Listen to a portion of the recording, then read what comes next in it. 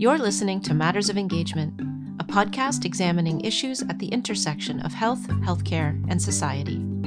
I'm Jennifer Johannesson. And I'm Emily Nicholas Angle. Hey, Emily. Hey, Jen.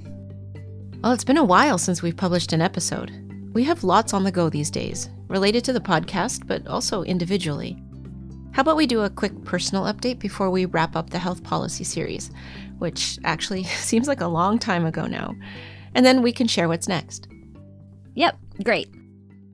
Okay, so for me, it's been a pretty busy spring, wrapping up some work stuff, mostly consulting on research projects that have a patient and or public engagement component. And, as you know, I also have a young child. He actually just turned 6. Say no more. Yeah.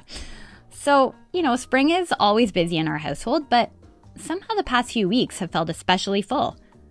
I always think that spring and summer are going to be more relaxing than they are, but nope. Yeah, me too. I'm at a different phase in my life than you. I don't have young children, but I do have some of the same busyness and constraints.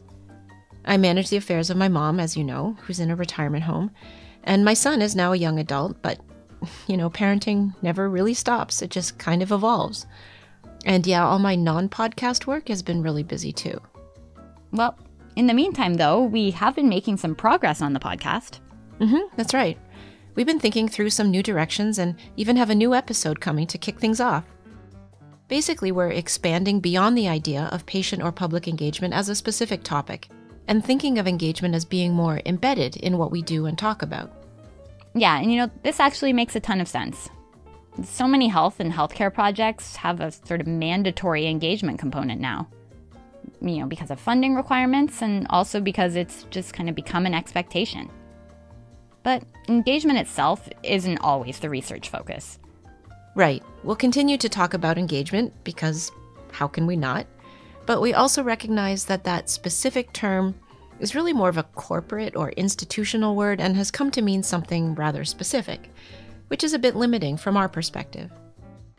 Essentially, we're very interested in looking at how the general public, as well as specific communities, are involved in and impacted by both health and healthcare research and health service delivery. And so we now describe our podcast as a podcast examining issues at the intersection of health, healthcare, and society. Remember how long we took to come up with that? Yeah, I sure do. But I think it covers our objectives well. Okay, well, before we carry on to what's next, let's just talk briefly about the series we just finished with the Public Engagement in Health Policy group at McMaster. So, shout out to Julia Abelson and the rest of the team. They're doing such thoughtful work, and we really appreciated and enjoyed our collaboration on the series. We'll definitely be checking back in with them as they move to new stages of work. As the current research phase is wrapping up, they're looking ahead to the education phase, which includes developing an open course for, anyone with an interest in public engagement and health policy. Julia also mentioned some forthcoming publications, as well as their newly released guide to supporting equity-centered engagement. Lots of interesting projects on the go. We'll put links in the show notes for all of this. Yep, perfect. Okay, so let's pivot and share a bit about our expanded vision for the podcast. We're kind of in development mode, I guess you could call it, and we're looking for new partnerships and collaborations as we move forward. And we think there's a really interesting opportunity here for health research projects, community groups, not-for-profits, and healthcare organizations, to utilize podcasting as a way to communicate, connect, inform, and even entertain. There's so much potential here to convey complexity and nuance in a way that's creative and accessible, and really gets people thinking about ideas and topics in a way they might not have before. Having worked a lot in the research world, I know how much thought and effort and money goes into trying to connect with communities and populations who could really be impacted by the work that's being done. And yet, the options always seem to circle around the same kinds of more traditional academic outputs, like lay summaries, and short press releases, maybe an infographic here and there. And these definitely have a place, but it's kind of unclear how much impact they have. They don't necessarily lend themselves to capturing more complex ideas or different voices. I agree. Same goes for initiatives that bill themselves as patients included, I do think having some patients at academic conferences can be valuable to those individuals who attend, but I have questions as to how much reach there really is. Well, all of this to say, we've been excited recently to have some exploratory conversations about how podcasting can support community outreach and knowledge mobilization. We've actually done a workshop, which we recorded and put on YouTube. There's a link in the show notes. Yeah, that one was called Podcasting for Knowledge Translation. Invite or bring in other voices and center other voices as appropriate. When you're thinking through your knowledge translation plan, think about how to do different types of creative endeavors with your podcast to meet the needs of different audiences or to present your material in. We realize there are so many editorial and technical choices that you have to make along the way, even to just refine and decide and curate what is going to go into an episode. It's potentially really informative for people new to the whole idea.